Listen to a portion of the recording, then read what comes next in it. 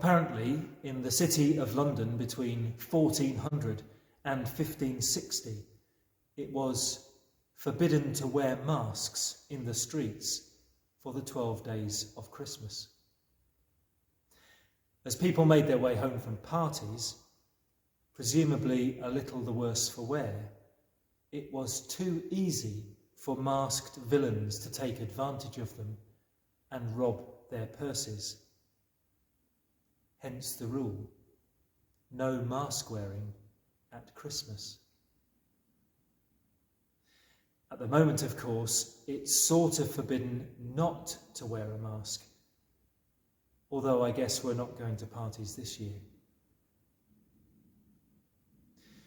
We're wearing masks because of the benefit in reducing the spread of the dreaded virus. There are, of course, other consequences. It is difficult to read facial expressions. It can be difficult to recognise people on the street. I'm sure that sometimes these consequences are advantageous, but apart from the generally accepted public health benefit, I think we lose more than we gain from our mask wearing. Communication is impeded. Connection with others is more difficult. Relationships suffer.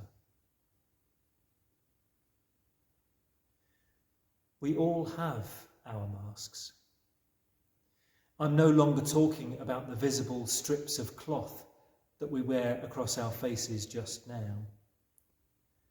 From a young age, most of us learn which parts of ourselves we can share and which parts to keep hidden. Our defences are often so well constructed that we can become invisible to each other. Perhaps the most disconcerting and at the same time liberating thing about getting to know someone, about learning to love someone, is discovering that beneath our well-constructed defences, we are, in fact, lovable. For most of human history, God was invisible. In the Bible, we read that Moses did spend some time in the divine presence on Mount Sinai. Elijah may have got a glimpse of God passing by, and a very few individuals were blessed with some special ability to hear God speaking.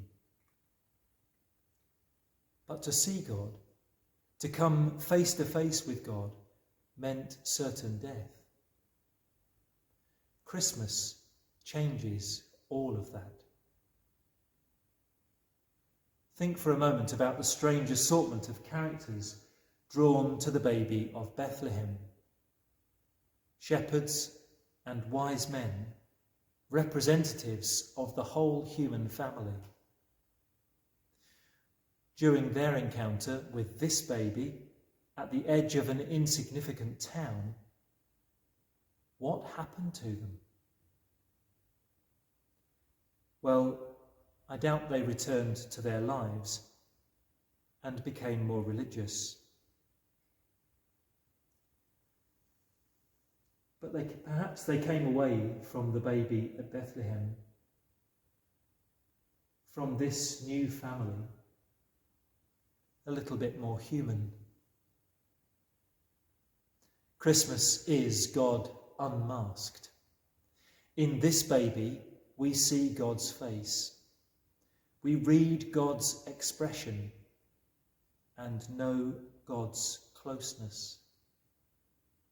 When we see God take flesh in the person of Jesus, we realise that our own masks are pointless.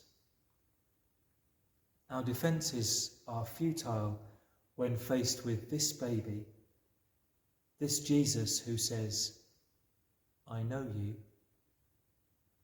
I understand you. Under your masks, you are, in fact, lovable. Happy Christmas. Amen.